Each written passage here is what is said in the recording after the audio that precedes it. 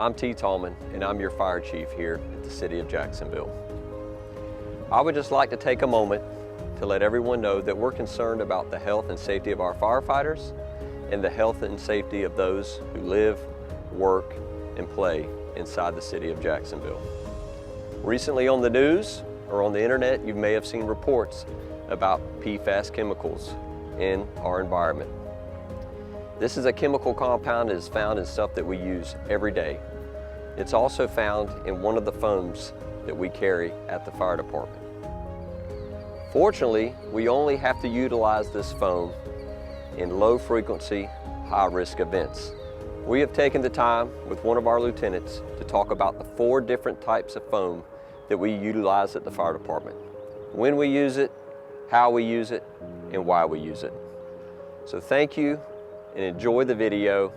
As always, one city, our city, my city.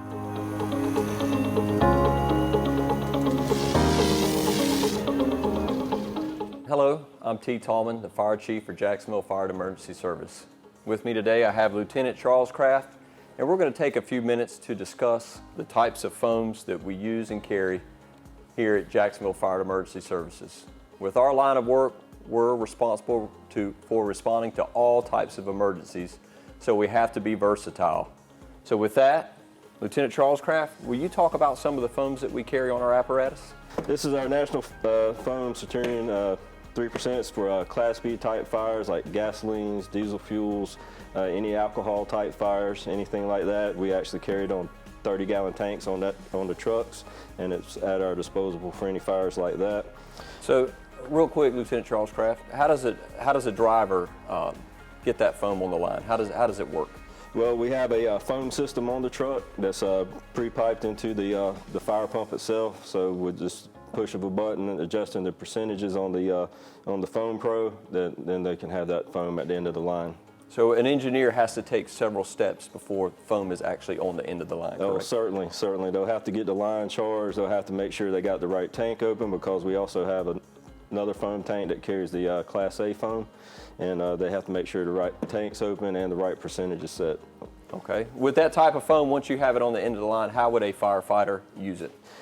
For a Class B type fire, we'd be trying to create a foam blanket to cover up the flammable liquid, so any vapors or anything like that can't get out of it, so we suppress those vapors to keep those from reigniting.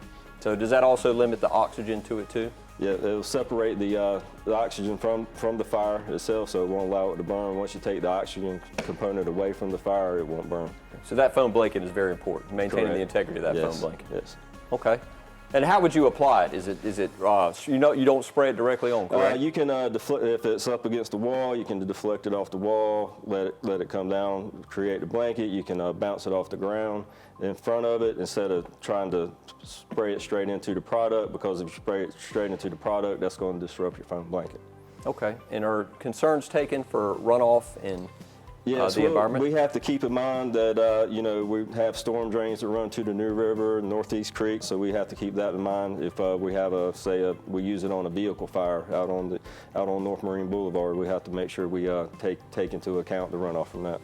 So extra resources are called in these situations to dike and divert, prevent this from getting in the storm drains? If need be, we do carry pads, we carry booms on the trucks and stuff like that to help with it, if we need to protect a storm drain.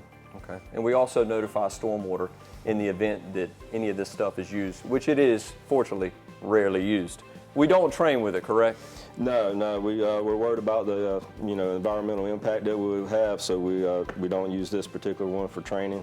We can use the Class A for training, because it doesn't have the same environmental impact as the Class B foam does. And the application method is still the same, correct? Yep. All right.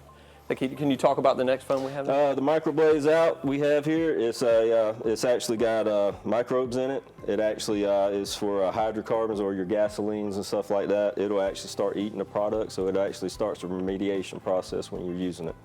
Okay. And don't we do things like that too? We brush it and stuff like that? Yes, you can. If say you got an oil spill or something like that on the ground, you don't want any runoff getting to the storm drains and stuff. You can actually apply it, scrub it in, and get those microbes start eating the hydrocarbons.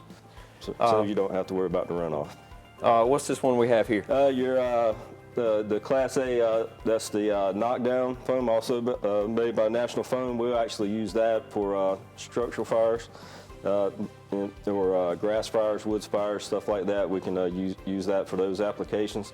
It's actually more like a wetting agent where it reduces the surface tension of the water and actually lets the water absorb into the woods and other products better to help extinguish the fires. So it makes water wetter. Yep. Is that carried on the, it is carried in the storage? That's carried on the trucks. It's in 20-gallon tanks on the trucks, and it's readily available just like the Class B foam is. And the same procedures to get the foam at the end of the line as would be with the Class A foam. And there's no hazards associated with this? No. Okay. And what's this last one we have here? Our F500 is what they call an encapsulating agent. We can use it on our Class B or a Class A fire also. We carry that in our, we put that in our water extinguishers that we carry on the trucks. We call them a water can sometimes, you know, just firefighter lingo. But we use that primarily in those for if we have a small fire that we can, or in a building or something, we can help knock it down real quick. That's very helpful to us in that capacity as well. Is there any special type of training that we have to utilize? Well, we have our hazmat operations training that all of our firefighters have to get. So they learn to dam, dike, and divert during that as well. So they'll have that. So they'll have that knowledge when we're concerned about runoff from any of the products that we use.